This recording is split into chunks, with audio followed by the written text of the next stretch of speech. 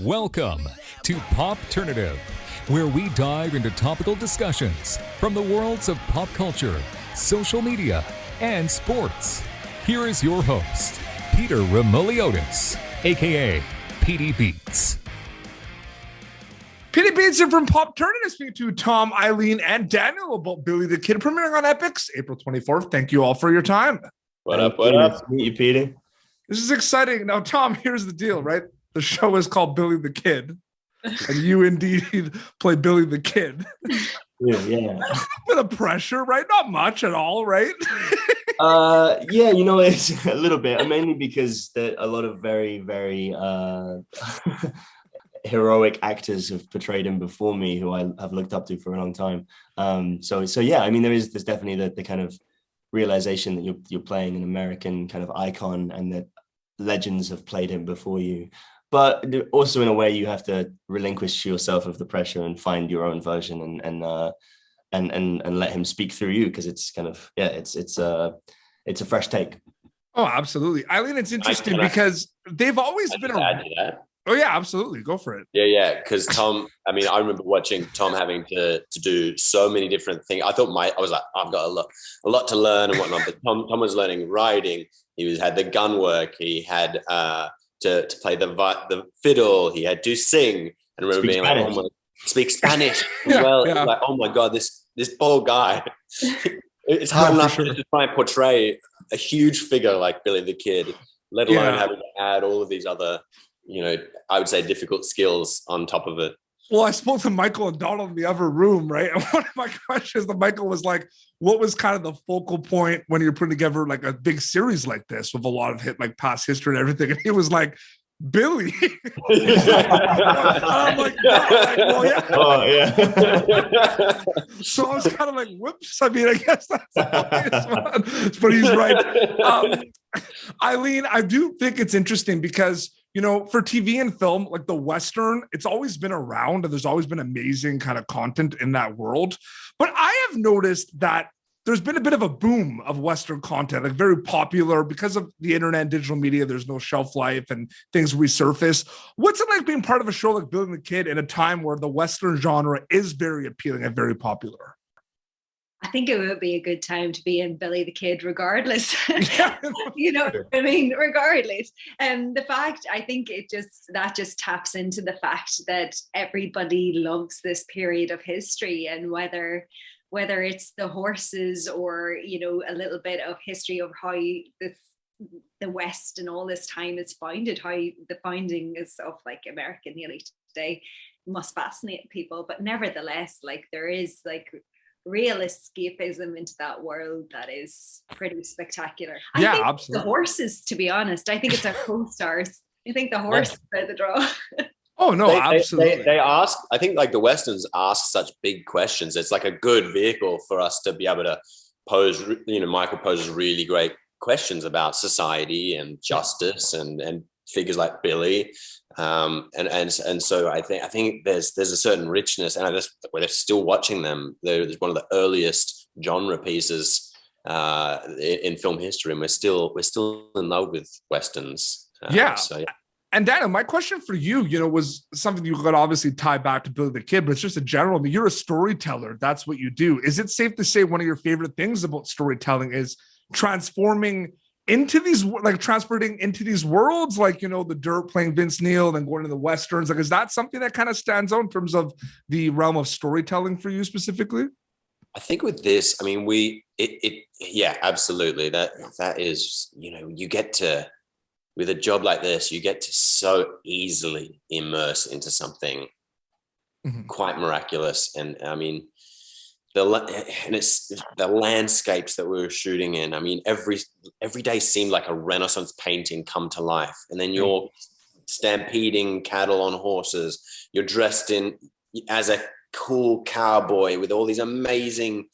These sets were huge. They recreated New York. The New York slums and the station, and the scale of things on this show is what we all want to be a part of, I think, as actors.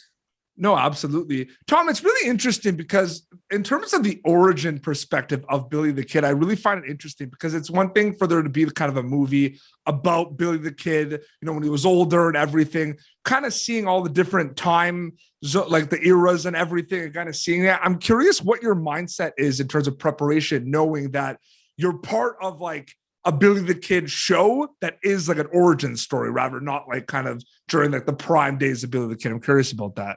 Yeah, I mean, I feel very lucky that we get a whole season and hopefully more to explore what makes him who he is. Yeah. I think like we've seen a lot of amazing movies, as I said before, about Billy, and oftentimes I think almost all of them start, you know, mid-story. He's already established, he's already an outlaw.